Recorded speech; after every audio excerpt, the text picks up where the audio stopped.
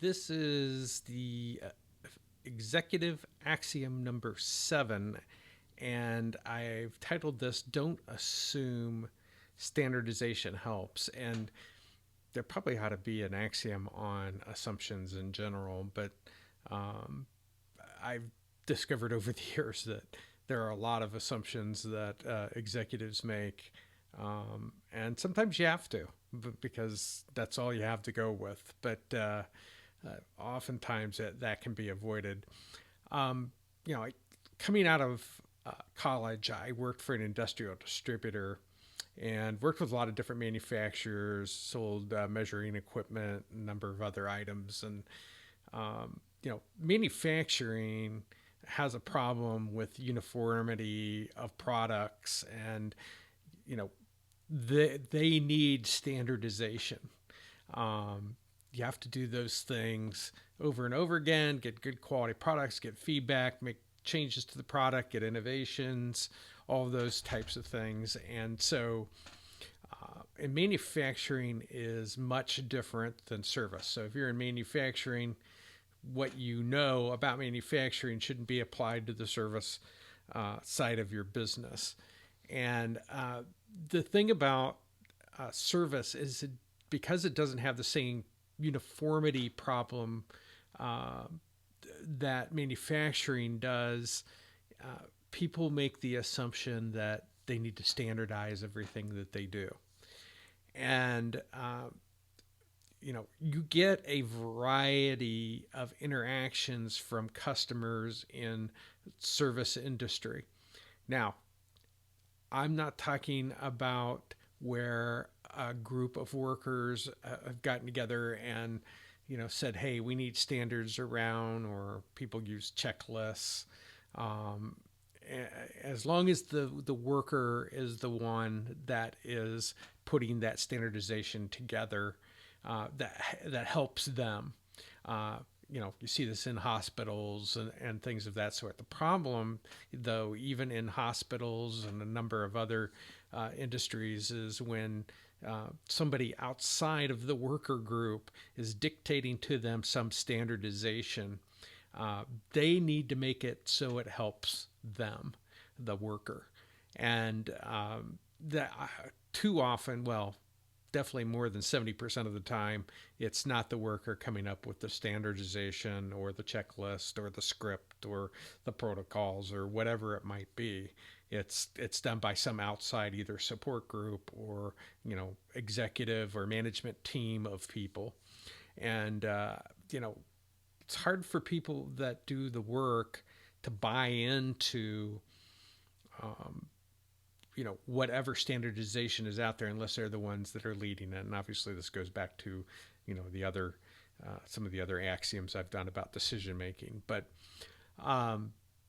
so standardization with scripts, protocols, processes often will create a barrier to delivering excellent customer service in interactions with customers. Because let's take for a minute um, a contact center that has, and I've seen these, and hopefully this is in your organization, but they'll have 150 or 200 different scripts for people to read off of, and government gets this really screws this up.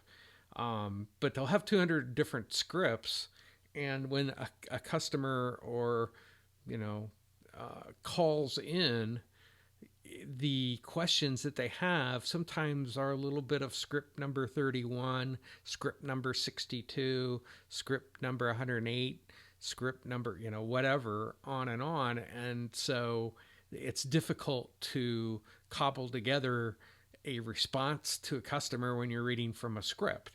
And some people say, well, it's easier to train that way. Well, but the customer is the ones that's got to derive some value from the interaction that they have. And so you need educated, knowledgeable people on the phone.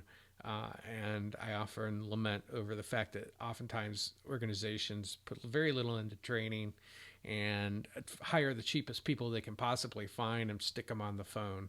And it's you know, this is where the value is being created for customers. So this is where you need to be able to concentrate and get people that are engaged and, you know, doing what they need to do in order to get the knowledge that they have in their work, and you know, being able to make the determination whether they need a script or um, a process, or you know, any types of standardization that may be out there. So that kind of gives you an example of, you know, what's happening. Whereas, you know, in manufacturing, you're trying to get that uniformity of product.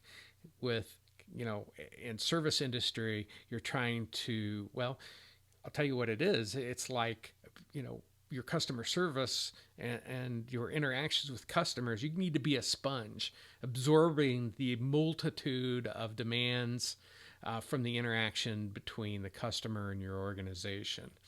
And that requires flexibility, and not a, you know, can't be a concrete wall of standardization that customers come up against and say, you know, well, this is our policy, therefore the heck with you, type of thing.